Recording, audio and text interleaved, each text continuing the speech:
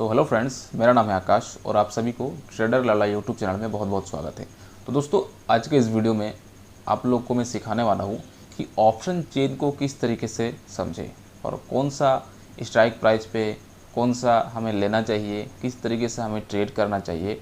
तो अगर आप एक बिगिनर हो स्टॉक मार्केट में, आपने हाल ही में अगर ट्रेडिंग किया है और आप सबको ऑप्शन चेन ये सब के बारे में अगर पता नहीं है, नॉलेज नहीं है, तो दोस्तों ये चैनल आपके लिए काफ़ी बेस्ट चैनल होने वाला है। क्योंकि इस चैनल में जितने बिगिनर भाई लोग हैं, स्टॉक मार्केट में नए नए एंट्री किया है, ट्रेड करना चाहते हैं, इन्वेस्ट करना चाहते हैं, तो उन सभी के लिए सबसे बढ़िया रहेगा। क्योंकि सब बिगिनर्स के लिए मैं वीडियो में इस चैनल पे अपलोड करूँगा। तो आप लोग मेरे इस चैनल को सब्सक्राइब कर लीजिए और आप लोगों के लिए जो मैं वीडियो बनाता हूँ मेहनत से, तो एक थोड़ा लाइक भी कर दीजिएगा। तो गाइज़, चलिए हम लोग सीखते हैं आज कि ऑप्शन चेन को हम लोग किस तरीके से समझ सकते हैं, कौन सा स्ट्राइक प्राइस हमें लेना चाहिए, कौन सा बेस्ट रहेगा, कॉल साइड कौन सा है, पुट साइड कौन सा है, किस में हमको ज़्यादा प्रॉफिट होगा, किस में हमको ज़्यादा लॉस होगा। तो आइए अच्छी तरीके से डिटेल में समझते हैं सब कुछ, ठीक है। तो चलिए दोस्तों, इस मोबाइल का स्क्रीन रिकॉर्डिंग हम चालू कर लेते हैं। सबसे पहले तो देख सकते हैं आप लोग, स्क्रीन रिकॉर्डिंग आ गया है।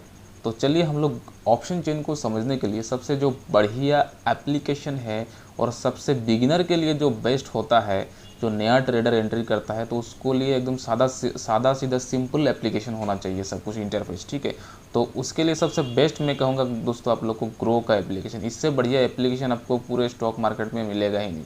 प्ले स्टोर में सबसे बढ़िया अगर बिगिनर लोगों के लिए एप्लीकेशन है, सादा सीधा एप्लीकेशन है, तो दोस्तों वो है आपका ग्रो का एप्लीकेशन। तो देखिए यहाँ पे ग्रो का एप्लीकेशन खुल गया है और यहाँ पे आप लोग देख सकते हो ऊपर में निफ्टी 50, बैंक निफ्टी, सेंसेक्स, ये पूरा इंडेक्स आप देख सकते हो।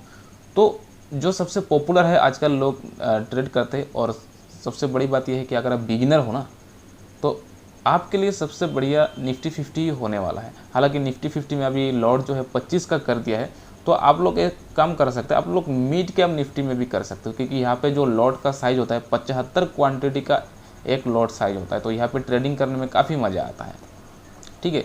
तो चलिए मैं क्या करता हूँ, आज आप लोगों को निफ्टी 50 में ही दिखाता हूँ ऑप्शन चेन खोल के कि किस तरीके से आपको कौन सा स्ट्राइक प्राइस वगैरह लेना है। तो ये सब देख सकते हैं, पूरा का पूरा इंडेक्स आपको ग्रो के एप्लीकेशन में ऊपर दिख जाता है। तो चलिए क्लिक करते हैं निफ्टी 50 में। तो आप लोग स्क्रीन पर देख पा रहे हो निफ्टी 50 का यहाँ पे खुल गया है। तो चलिए हम लोग ऑप्शन चेन में क्लिक करते हैं। ऊपर देख सकते हैं ऑप्शन चेन है, तो इसमें हम लोग क्लिक कर लेते हैं। तो पूरा का पूरा जो ऑप्शन चेन है आप लोगों के आंखों के सामने है। आप लोग स्क्रीन का जो ये साइड है इसको हम लोग लेफ़्ट और ये साइड जो है इसको साइड में हम राइट समझ लेते हैं। तो आप लोग देख सकते हैं जो यहाँ पे बीच में जो एक काला पट्टी सा दिख रहा है, ये हो जाता है दोस्तों मतलब करंट स्ट्राइक प्राइस। मतलब अभी फ़िलहाल, अभी तो मार्केट बंद है, अभी रात का टाइम है, तो आप लोगों को समझाने के लिए भी काफ़ी अच्छा है, इसलिए एक वीडियो में अभी बना रहा हूँ। तो ये जो काला पट्टी सा है, ये है आपका एट द मनी, मतलब करंट स्ट्राइक प्राइस की मार्केट अभी कहाँ पर है, पहुँचा हुआ है। तो आप लोग देख सकते हो 22,055 में अभी मार्केट गिरा हुआ है, यहाँ पे क्लोज हुआ है लास्ट मार्केट में, ठीक है। तो यहाँ पे ये काला धागा सा और ये काला पट्टी सा जो है, इसके बिल्कुल ऊपर और बिल्कुल नीचे जो है 22,100 और 22,050, ये हो जाता है आपका एट द मनी। इसको बोला जाता है एट द मनी। और इस एट द मनी के ऊपर से जो आपको दिख रहा है 22,000, 21,950, ये सब हो गया in the money. In the money का क्या मतलब होता है, जो स्ट्राइक प्राइस निफ्टी ने पार कर लिया है, पार करके आया है, इसको बोला जाता है इन द मनी। क्योंकि ये मनी के अंदर आ गया है, इसको आप सीधा सीधा आप लोग ध्यान याद रखने के लिए इसको समझ लीजिए इन द मनी, यानी कि ये मनी के अंदर आ गया ऑलरेडी, ये पार कर गया। तो उसके बाद जो निचला वाला हिस्सा है आप लोग देख सकते हो 22,100, 22,150, तो 22,100 तो एट द मनी ही है जैसे मैंने आपको बताया। तो 22,150 से चालू होता है आपका आउट ऑफ द मनी। जितना आप नीचे आओगे ये हो जाता है आपका deep out of the money, और जितना आप ऊपर जाओगे ये हो जाता है आपका डीप इन द मनी, ठीक है। तो अभी मैं सबका डिफरेंस भी आपको समझाने वाला हूँ। तो यहाँ पे नीचे का साइड में हो जाता है आउट ऑफ द मनी। ठीक उसी तरीके से जो आपका राइट साइड में स्क्रीन में दिख रहा है, यहाँ पर भी वही सिस्टम है। इस काला जो धागा पट्टी सा दिख रहा है, इसके ऊपर एक नीचे एक हो जाता है एट द मनी। लेकिन यहाँ पे इन द मनी और आउट ऑफ द मनी थोड़ा उल्टा होता है। यहाँ पे क्या होता है कि आपका जो ऊपर का साइड होता है ये होता है आपका आउट ऑफ द मनी, और जो नीचे का साइड होता है ये होता है आपका इन द मनी, क्योंकि ये पुट साइड है और ये था कॉल साइड। कॉल साइड यानी कि जब मार्केट ऊपर जाएगा आप कॉल बाई करेंगे तो आपको फ़ायदा होगा, और अगर आप पुट साइड बाई करेंगे तो मार्केट अगर नीचे आएगा, मार्केट गिरेगा तो आपको फ़ायदा होगा। ये डिफरेंस होता है कॉल साइड के ट्रेड में और पुट साइड के ट्रेड में। तो आपको डिसीजन लेना है कि आपको कौन सा कब बाई करना है। जब मार्केट नीचे जाएगा तो पुट लेना है, जब मार्केट ऊपर जाएगा तो कॉल लेना है। ये डिफरेंस आप समझ लीजिए।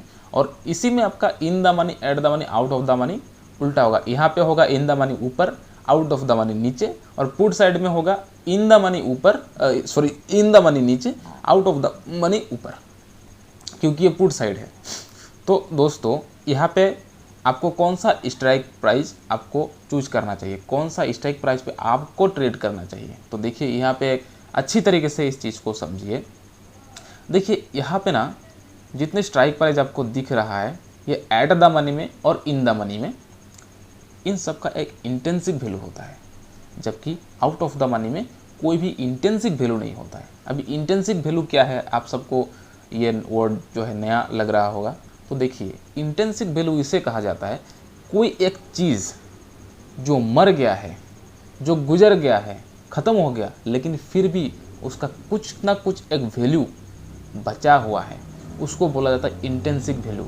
और वो इंटेंसिव वैल्यू कहाँ पे रहता है, एट द मनी और इन द मनी के स्ट्राइक प्राइस पे रहता है, जबकि आउट ऑफ द मनी के स्ट्राइक प्राइस में किसी भी तरीके का इंटेंसिव वैल्यू नहीं रहता है।